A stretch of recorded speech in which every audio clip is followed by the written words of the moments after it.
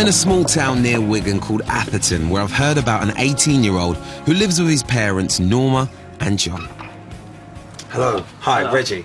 Nice to meet you. Hello, lovely to meet you. I take it Martin's here, right? That's right, yeah. You having your tea there, Martin? Hello, Martin. Reggie. Nice to meet you. Hello, you alright? What are you having for tea, fella? Can I sit down?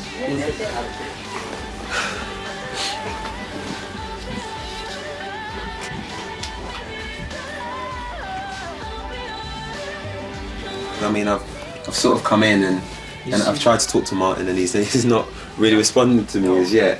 I mean, how is he with new people? He won't respond. He doesn't really respond to us either, really. He just comes from school and he's playing his music and he might say, I want short phrases and something is finished. So he's very short when it comes to speaking and communicating with other people. At the age of 3, Martin was diagnosed with autism. Martin can have violent outbursts, but music has a very calming effect on him. It transformed his life because by the age of 14, he was barely able to read, but he amazed everybody by learning lyrics and singing songs. That's the only thing that he really likes to, it's the only thing that he can do, really. If you were to ask me what else can Martin do apart from sing, I would have to say, sadly, there's nothing else. You know, I mean, he has to be dressed, washed, everything has to be done really for him. But when it comes to sing and get him up to the microphone, he can. He's on his own. He can do it, you know, pretty well. How would you say that music and autism have kind of gone hand in hand? What would you say has happened for Martin?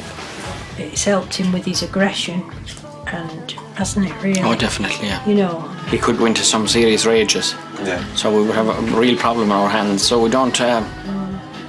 We go with the flow, really, just for a quiet life. Let you try. Martin is obsessed with routine, and I soon discover he needs every minute of his day to be mapped out on a timeline. So you've got me arriving at 4:30. There's me director. There's the cameras and the house.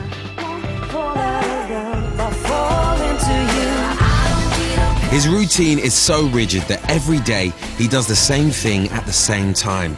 It's 6 p.m. and I'm joining their nightly excursion. So how often do you find yourself going to the places that Martin wants to go to? Well, every evening we go. Every evening you have to go? Yeah. If Martin says jump, we jump.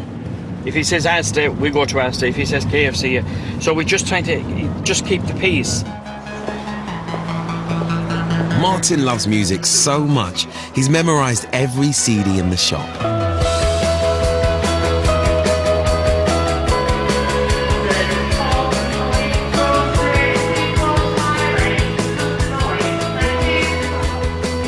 With him coming every night, there isn't much that he hasn't already looked at. Right. So if they obviously put any new ones out today, he will spot them right away.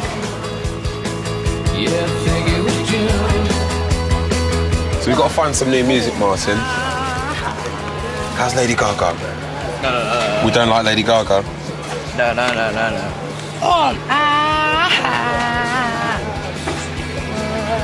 I find Lady Gaga a little scary myself.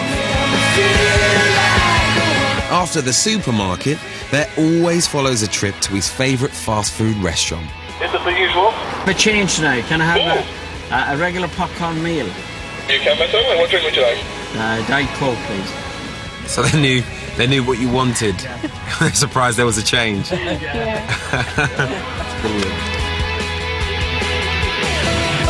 On the way to the local club where Martin is going to sing, he barely says more than 2 words. I'm struggling to understand how he's going to perform a whole song.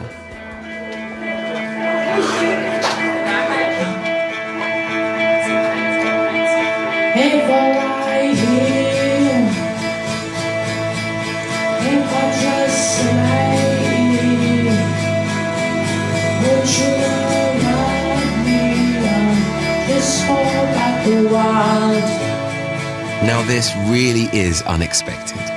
His voice is a bit rough at the moment, but I'm wondering if Martin will be capable of being taught so he can really polish his vocal skills.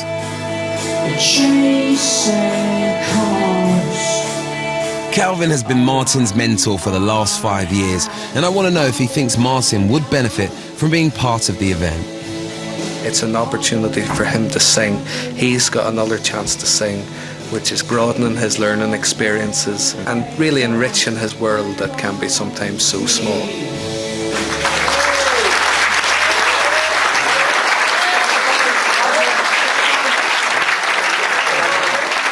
Will I ever be able to break Martin's rigid routine and get him to London?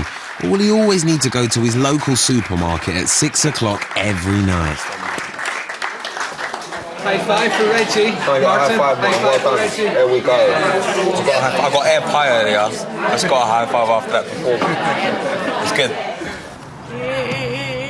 After the gig, Martin's parents asked me in for a drink. But there's a problem. It's gone. No. He's not performing, or he doesn't want us to go in. He doesn't want you to go in. No, we're not allowed in. Going back Because home now. his timeline doesn't say that you're coming back. Yeah. To Right. Oh yeah. So we didn't put the timeline that we're coming in tonight, so No. we're not allowed back in. No, you're bad now. Right.